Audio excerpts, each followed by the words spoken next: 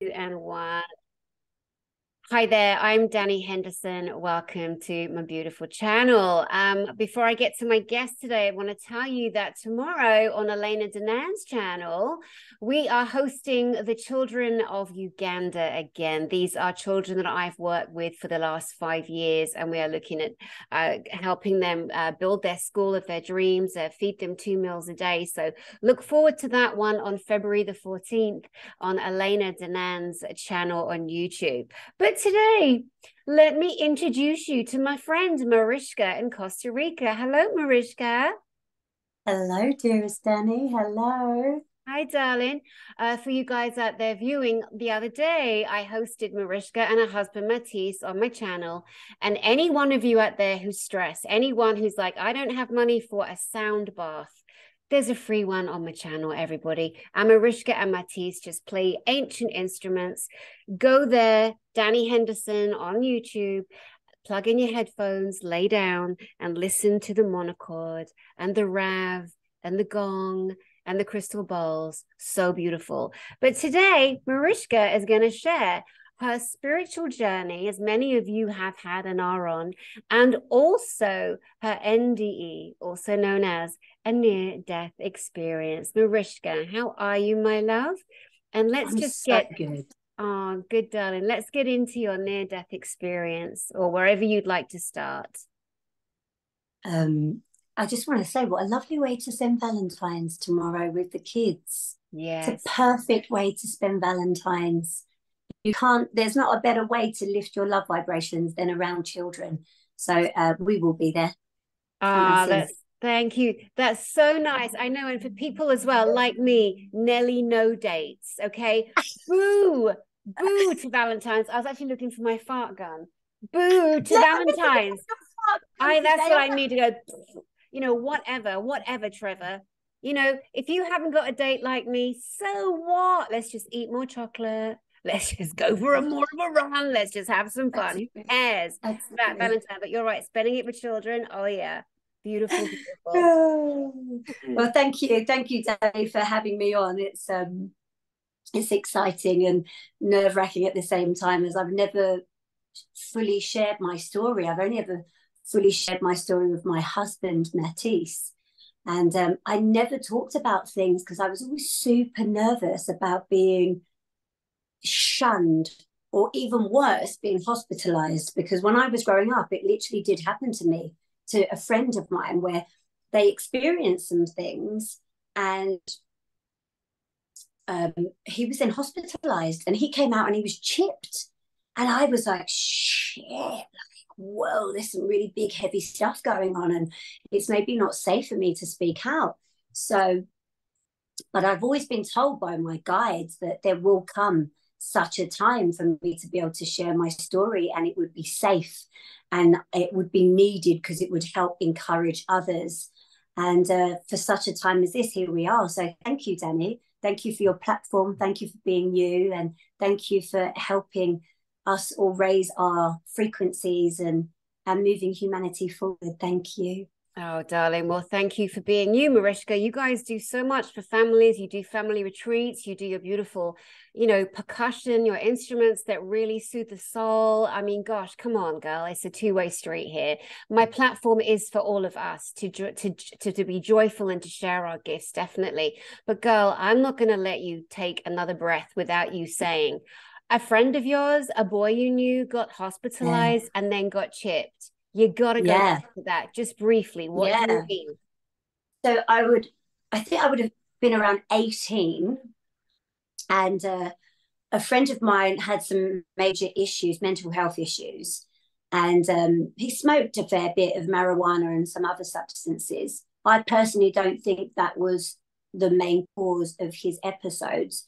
I think a lot of the episodes he had were due to many different factors. But he was hospitalized and had the full works done to him.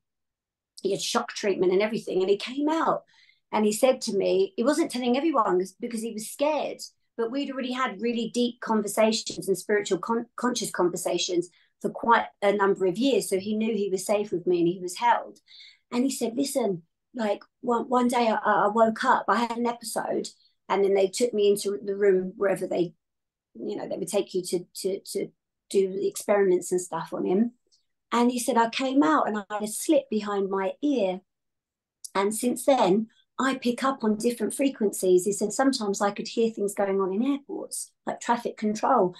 He said, sometimes I could hear like police, like on their walkie-talkies. And he was like, and then he really started to go mad, because can you imagine lying down at night in your bed and trying to doze off to sleep? And it's like you would tune into some nonsense going on out there in the city of London. Terrible. It was, it was horrific. Tragic. So that was my childhood growing up in London. I've been exposed to a lot, like all my life. I've never not known about what's happening on Earth, in Earth, and out into the galaxy. I've always been conscious. I don't know, but I feel like now is a real time to speak up about what's going on and what is my story and what is my truth, because I think there's a lot of people that are coming forward, but there's also a lot of bullshit. Excuse me, I do swear, so if I offend you, apologies. I know not you, on this channel, you're apologizing with swearing and fart guns and glasses with big plastic noses, darling. You're in good hands, you know that. Fuck it. And we're English, it happens. It's a part. And we're English, yeah, British birds. But I don't know, I lost my train of thoughts. But right, so getting chipped, being worried, knowing what's going on, always having a consciousness to on planet, off planet, and inner Earth. Yeah, so that's always been for me. That's always been my reality. I've always known. There just wasn't many books to read. There weren't many people to follow. Like David Icke, he really helped me when I was like growing up and stuff. But poor man, he really went through the ringer. But now what worries me is it's super trendy. So I think we've got to be very, very careful about whom we listen to, what advice we are get given, and you've really got to tune into your own heart space and be super careful about opening yourself up to things, because when you do open yourself up, you're not necessarily just opening yourself up to the holy, living, divine light. You can open yourself up to some seriously dark stuff, So for me, I think it's incredibly important. This is why I'm now going onto public platforms and speaking about things, because I just want to say to people, go easy with the medicine. Lots of people are diving down the rabbit hole of going into sacred medicine, but then not enough integration work. A lot of people are following various different people online, and it becomes kind of like, you are my guru. It's like, oh God, you are your own guru. God is within you. So I feel like that's a main part of my message, is to help people find their authentic truth and bring about their superpowers. Yeah. You don't have to follow others and I don't know. Yeah, you are your own teacher. We're always a student and always a teacher. Always. It's interesting you raised the topic of the ayahuasca, Mother Ayahuasca, beautiful plant-based medicines, and it has become such a trend. And you and I, I lived in Costa Rica, which is where I met you, in Costa Rica. Yeah. And I was just so shocked every day, every weekend. This kid, a white American boy, he's done a weekend course. Now he's the great shaman, and he's bringing people, from America onto Costa Rica, and they're microdosing mushrooms. And, the amount of psychosis that's been happening, people literally going mad. Even 2 days ago, a friend of mine in the UK let me know that her son just had a psychosis because the boys' brains aren't developed fully until they're 24 years old. Marijuana may be a natural herb on our planet, but it is not for everybody. And a lot of boys, it fries the lower menses in the back of the brain. It interrupts the neural pathways, and people are having full-blown psychosis. And now her son's in hospital. He's 21. 21. I know another boy who's full-on schizophrenic from weed. Weed. Well, I think a lot of the smoking substances as well are laced with other things, so they're not clear and pure. It's not like you're going to go and smoke something beautiful from a field in the countryside or up in the mountains. The city stuff is always laced with other chemicals because it helps them to weigh on the scales. You know, they weigh up better. So the dealers won't have to deal out some really good, clean substances. They will make more money on lacing their gear with some other nasty shite. And that's often what's causing people issues. And obviously, if you do something too much, then it's going to be problematic, isn't it? Yeah. And so that's what I think we're having real issues at the moment, where people are starving for nourishment in their soul. And instead of looking internally, they're looking externally. Don't get me wrong, I've had my beautiful experiences with Mother Ayahuasca, and I'm incredibly grateful. I've had my mushroom ceremonies. I love to smoke a bit of weed, but I think everything in small dosage. And I think the most important thing is your integration process after is key. You're going to sit with Mother Ayahuasca and she's going to give you so many messages and so much enlightenment. Then what are you going to do with it? You're going to go and sit with her again? Up to you, but might you just take some time to just sit and be with the knowledge that you've been given and put it into your life? That's my 2 pence worth. Yeah, no, so true. And the lacing of a lot of the drugs these days is, as we know, sadly, fentanyl. And fentanyl is killing. Well, let's move back to your near-death experience, please, my love. Mm-hmm. Wow. You know, it's funny, it's all intertwined and interconnected. So with regards to drugs. So my mother, when she had me, my mother and my father weren't allowed to be together because my mother is Irish working class and my father is Indian elite. And they weren't allowed to be together. And when my mother had me, my father left. And it sent my mum into a really difficult, horrific, horrendous place. And instead of being shown some love and some care, she was dosed up. She was given major, lots of pills, lots of meds, right?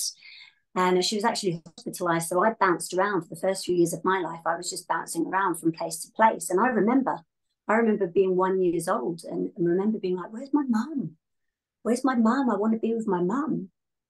And then at 2.5, I had my tube of Smarties. People might not know what Smarties are, but I know we do. Like M&Ms. Like they look a bit like M&Ms, yeah. Nearest the Europe place. Yeah. Oh yeah, Smarties are where it's at, everybody. If you haven't had Smarties, you're missing out. I remember having a tube of Smarties, and I had my tube of Smarties in my hand. I took a chair and I pushed it up against the cupboard, opened up the cupboard, took my mother's tub of pills, bright pink, fat pink pills. Still to this day, I can't swallow a pill. I really struggle. But I took my mum's big bottle of pills and I swapped them. I took out her pink pills and I gave her my Smarties. And all I remember after that is being suspended in other realms. And for me to be able to describe it now, it was like being in the womb. These beautiful, soft, magnificent colours that are not of this world. Like the pinks that we know and the mauves that we know and these soft whites, but not the same as the pinks and the mauves and the whites that we know. They're just so much more brighter. And being really comfortable and feeling loved and held and like being in the womb. And then being told no. And then I had to go back and it was like dropping through, now I know we've been dropping through realms and then coming back to that cold, sterile, metal environment of the hospital because they had to pump me. I died and they had to pump me and bring me back, resuscitate me. And I went in and out various times. And I wasn't actually even told of this. My mum didn't tell me. She still finds it incredibly hard. You know, and of course she would, like the guilt and the shame that would be wrapped around that for my mum. But, you know, that's my story and that's her story. And we move through it and we work on it. But that for me, I believe is what led me to be able to be open to the spirit realms, to those that are out there in the beautiful galaxy, to be able to see the dead when I was a kid and still sometimes now, to be able to have downloads and get guided visions and things come into my dreams. And I can just sense if someone isn't quite right. I'm like, you're a bad egg, you know, or if someone is just like I can just see people's heart spaces as well and their energies.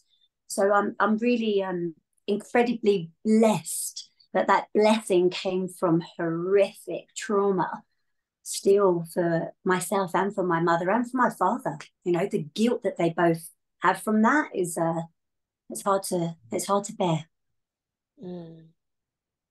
Bless you. Well, there's a lot there to unpack. And, you know, I know that you're a very, very balanced, beautiful mother to your own little girl, and a very balanced person, and somebody who is a seeker of truth, and somebody who's been walking the path of light for a long time and sharing and healing and holding retreats and holding space for so many people. So I'm so happy that you have come through such a harrowing event. Did your father come more into your life after the almost loss of his baby girl at that point? No, it was very messy. My childhood was messy, and it's taken a lot of conscious work. It's taken a lot of love and self-acceptance and self-care. And to just put for a lighter note, for me, you've always got to have a sense of humor about things. You know, even something like that, you know, I'm like, blimey, I came through, and I see it as a blessing now, because I get to interact with many other beings on so many other planes of life. If I didn't have that experience, I wouldn't have this gift. And with regards to my dad, wow, it's been a lot. I didn't have a relationship with my dad until I was 21. I decided to reach him, and then all the synchronicities that came about were just phenomenal. But no, he just went off gallivanting around the world. He knows 7 languages. He's owned nightclubs in the Ukraine. He's very interesting. He's a marvelous man, and I love him dearly. But we've had to have there's been a lot of work for us to have the relationship that we have. And we're more like, sometimes we have that father and daughter relationship. Sometimes we have that, but often it's more like we're friends, but a really deep friendship. I can lean into him and I can have really amazing conversations with him. I mean, he's very wise, you know, he's traveled the world. But no, I didn't have a relationship with him. And it was, growing up for me, it was very difficult. I always thought that I was rejected by my father because I wasn't bright enough. I wasn't beautiful enough. I wasn't what was required of me because of the caste system, you know, and because I was mixed. I grew up with a lot of racism, not just from my father's side, but from others in London. I grew up in London, in Southeast London, and no one was really mixed when I grew up. You were black, you were white, you were Chinese, you were Turkish. You just stayed with your own. It was very rare to be mixed. So it was a messy childhood. But from 16, I chose to love myself. And it wasn't ego or vanity. It wasn't about my hair. It wasn't about my face. It was about my love space, my heart space, about me nurturing me. And that's been my mission since I was 16. That's been my mission for me. So when you say, oh, Mariska, you know, you're this, you're that, I cultivate it. It doesn't come easy. I've not always been this shiny. You know, it takes work. It takes love and dedication. But I think that's all of our mission. That's for all of us to do. You come in alone and you go out alone. You've got to love yourself. That's so true. And thank you. That's such brave words. And you know what you're saying here, it was so wonderful. At 16, you got the piece, like you got it. You didn't fit anywhere. Nothing fit with you. You were, you know, racially judged for not being Indian enough or not being white enough, or, you know, and of course in India, there is that caste system, as you briefly mentioned. This is something that hopefully in this year in particular is just done away with. It doesn't work. It causes generational sadness and shame and guilt and things that don't work in terms of the systems. But to imagine a little girl, a young lady of 16, to have the insight that you did and knew that you have to do the work on yourself. And this is a great message to people out there who are still, you know, they unpacked their bags in misery due to their situation, you know, 20 years ago, 30, 40, 50 years ago, and they're still there. They're still there, and You've bless. got to put it down. You've got to put your backpack of shit down. You can't keep loading it around with you. You Well, it have gets to take bigger and bigger. responsibility. Yeah, then It how becomes a many shit trunks? magnet. Yeah, a ship magnet. How many trunks have people got pulling behind them, dragging Yeah, along? Yeah, but my mom did this. Yeah, but my dad did this. My vicar, my school teacher, my governor, yeah, my athletics teacher.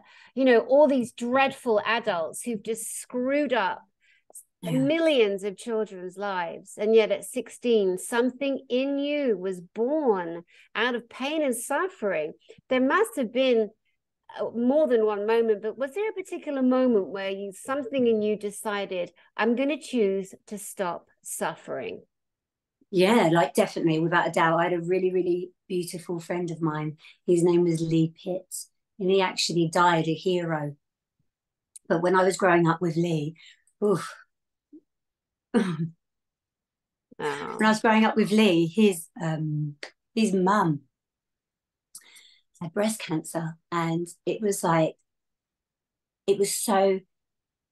the process of her becoming sick and being ravaged by this disease. It was so brutal and so fast that just I remember sitting with him in his home, and his mum being there 1 minute, and then the essence of her being there, and then she was gone.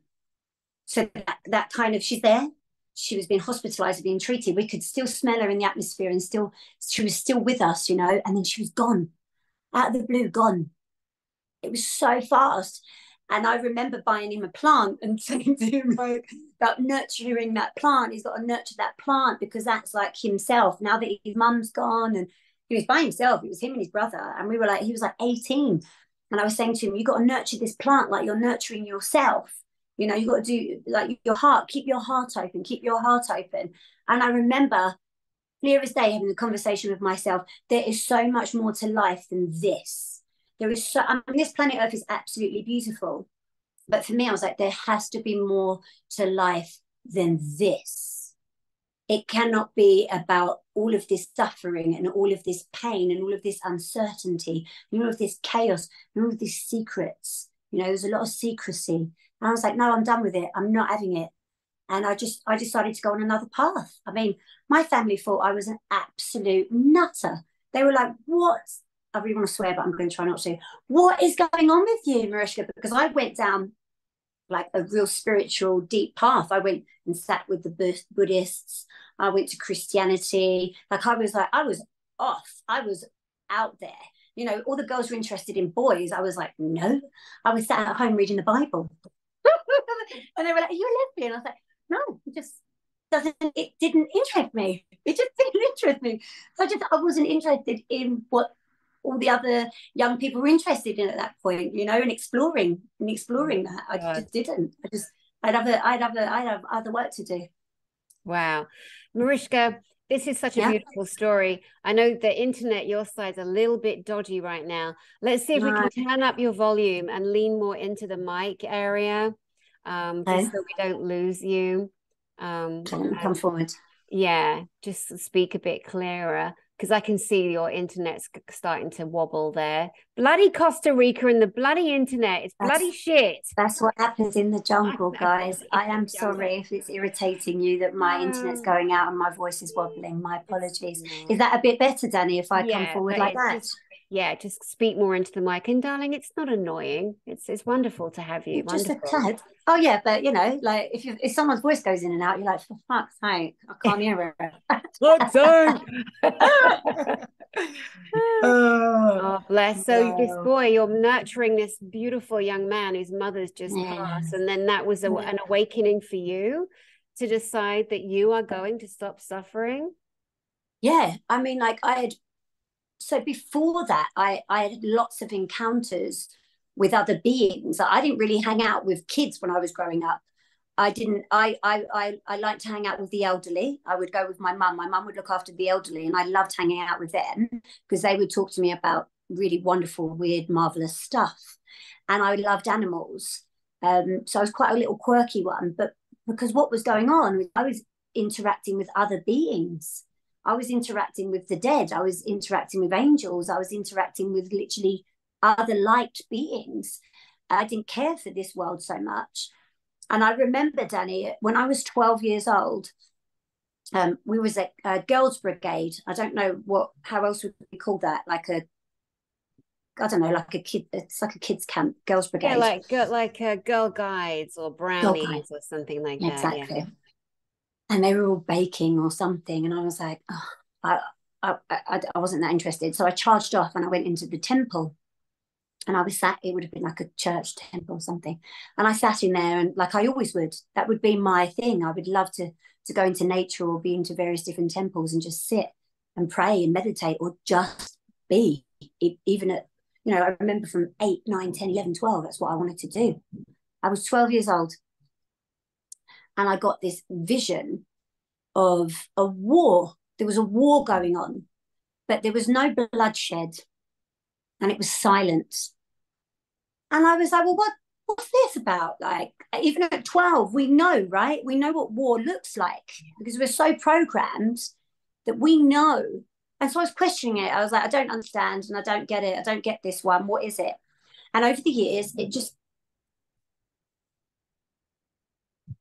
Are you hearing that? Was that a monkey? Was that a howler monkey? No, it's like massive wind outside.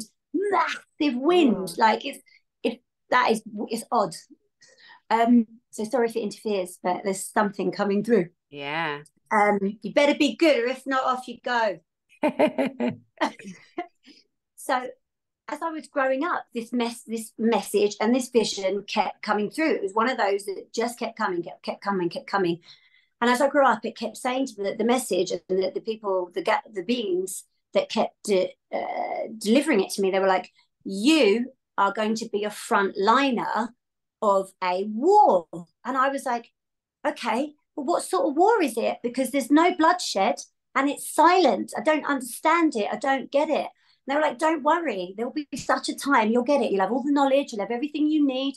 You'll have the right people. You'll have everything. But know that you have to be present for it. And I was like, all right, okay. So I've always had that since I was 12. I've always had that. And look, when you think about what's happened to us, what's happened with over the last 2 years, I'm not sure what I can say and what I can't say, but that all of that business, you can't speak. For me, I called it a muzzle. That's why we left England. I was like, I'm not going to be muzzled. Fuck that. You will not put a muzzle on me. So we walked, and it's the same again. It's been a war. It's been a war on consciousness. It's a war on the spirit. It's a war on humanity. Yes. And if we stay silent, we're done for. We're doomed. For such a time as this, we are to rise. We are to band together. People were like, oh, planet Earth. There's nothing wrong with our beautiful planet Earth. She's amazing. She's marvelous. It's about us. Humanity rising. It's humanity rising. It's time for us to wake up all these amazing, wonderful secrets in our DNA. It's all here. We just need to wake it up, wake up each other. Yeah, that's so beautiful. And like you said, that it is a war on consciousness, a silent war, although more and more people are now like hearing the screams and hearing their own soul being charged with a force and a vigor to let go of pain, to get out of fear and to join with their brothers and sisters. Because humanity, we are so beautiful. We are so special. We are beyond our wildest dreams, us, each individual person. And if anyone's with someone who doesn't see or value who and what they are, then that person's got serious issues that they need to deal with. And we need to move on from people like that. Find your tribe, find your vibe. Humanity, I believe at some point when I leave this planet, that I will be able to look back here and I will see the continued rise of humanity, of the humans that inhabit this beautiful planet, because she's such a beautiful planet. The humans deserve this planet. It wasn't for Greys, it wasn't for reptilians, Loservilles, off you go. It's for us humans. And so many millions of us, billions of us came back at this time for such a time as this, to support each other and to take back our beautiful humanity, to recognize the level of consciousness in all of us that needs to come up, that this is a planet of profound love. It is not a planet of slavery and fear and paying taxes and all that shite. That's man-made bullshit. Boring. And not a reality that any of us Loserville. You know, it's not a humanity any of us signed up for. You know, and it's people like you, Mariska, that bring the music. And that is something altogether extraordinary. You know, I'm more vocal. You and your husband, what you bring, and that beautiful, soulful harmony that you decided at 16, I will not suffer in this life. And of course, shit things happen, because they do. They continue to, unfortunately, till we're completely up and out. But this level of humanity that you've exhibited, which is why we're friends, is that it's just profound. It's just really, really profound. Do you think that when you were in the kind of hanging within the womb environment and you were in between worlds, that you maybe attracted darker energies too, that maybe wanted to come on a journey with you, which is often the case when we pass and we're in between living and dying? Oh my God, yeah. Like, whoa. Yeah. Like I was seeing reptilians from a very, very young age, and literally like shutting them down. I feel like I've had a bit like a superhero life. I've had moments where I've had to shut down reptilians and their missions, you know. And I'm a really unlikely superhero. I'm small, I'm petite, got a nice little face, got a great little voice, and so no one expect that I can come with the big guns out of nowhere and just shut your shit down, you know. And that's literally what's happened to me throughout my life, is that I've shut down a lot of dark stuff, and I've seen physical beings look like they split open and split into two, and you see actually what is living in there, some dark, nasty stuff. And it's very, very weird, Dani, because when I was at your conference, which was absolutely amazing and life-changing, I loved it. Thank you.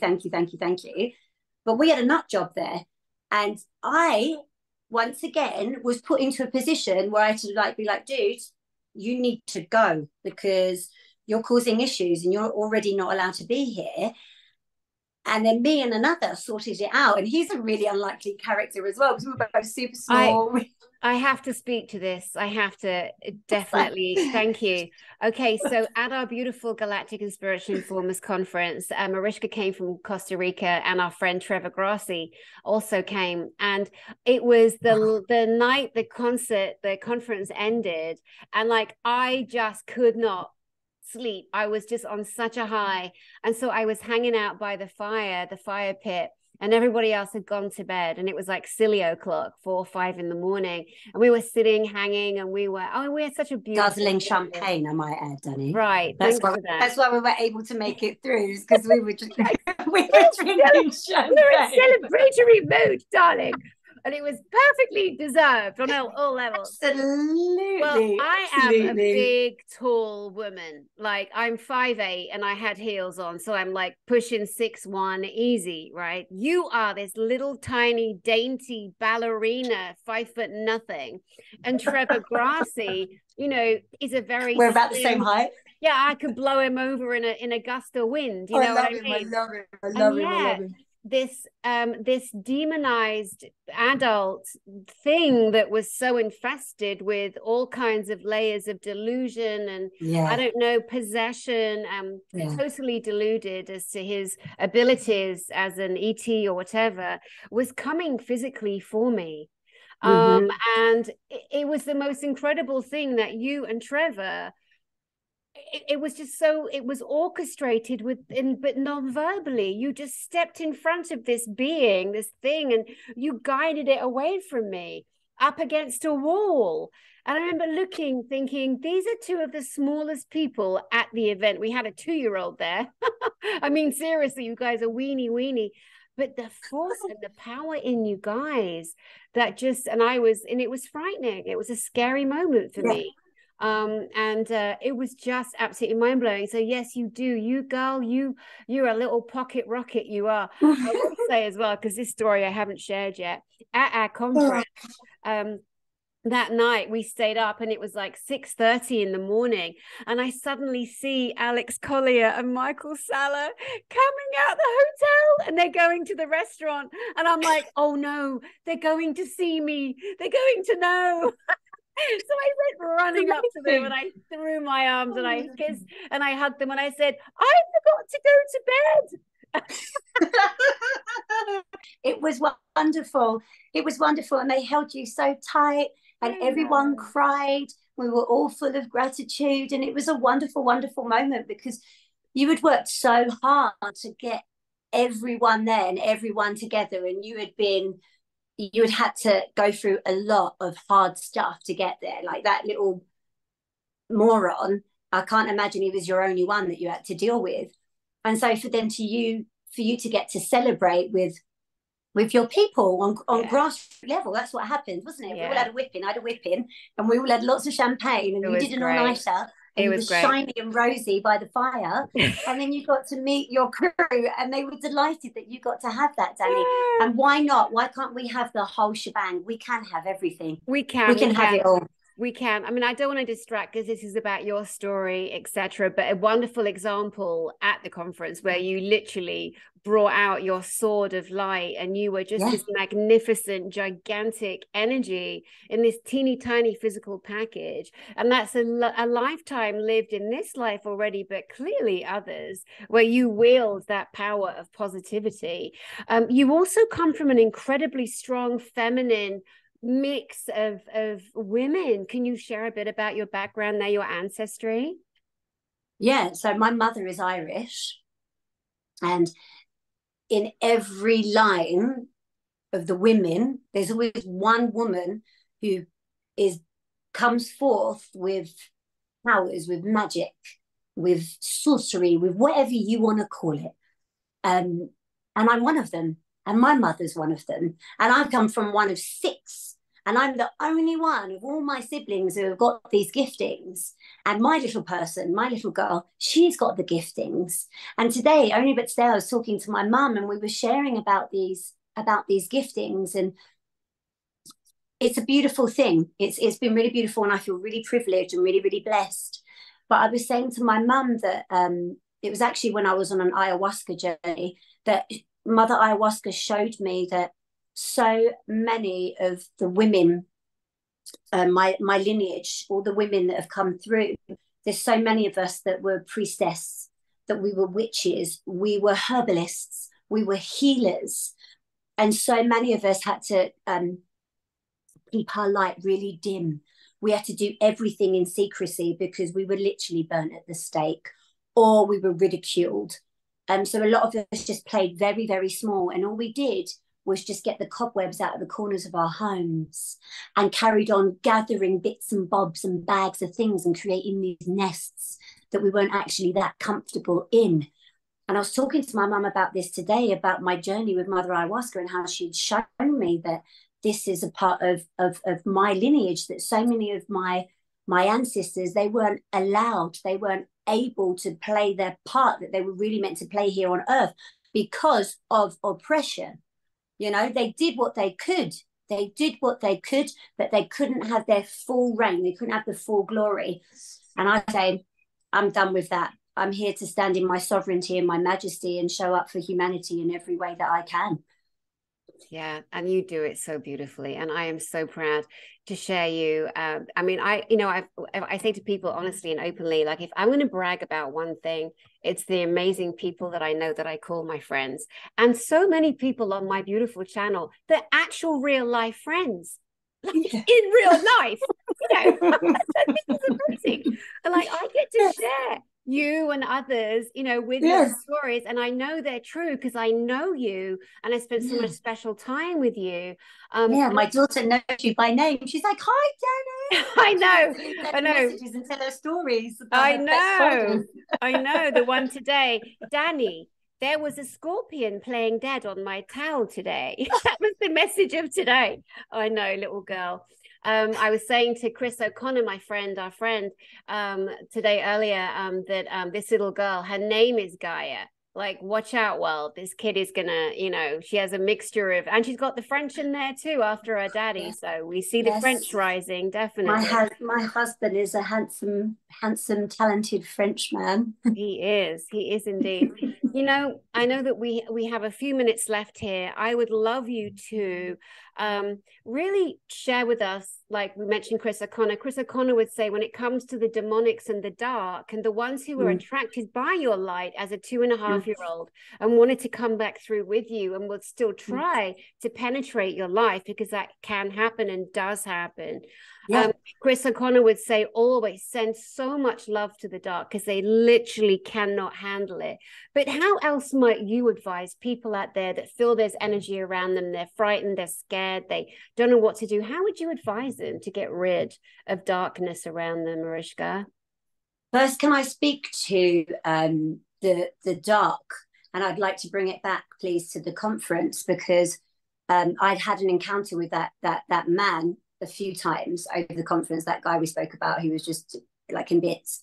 And on the Saturday night, I really wanted to go out and play. Like, I'm a social butterfly, and I love to chat, I love to be. And on the Saturday night, I was told to go to my room. My guys were like, "Go to your room, we need to talk to you." And I was like, "All right." And I was like, can we not have a chat like when I go to bed? Because I just want to go out and play with my family. No. I was in my bed on Saturday night. My hands were locked like this, and my feet were locked like this. And I was receiving all of these downloads and all of these downloads and all of these downloads. And I've never experienced that. I've never really had this physical pain when I get downloads. It's often like really light and warmth, but it was big stuff.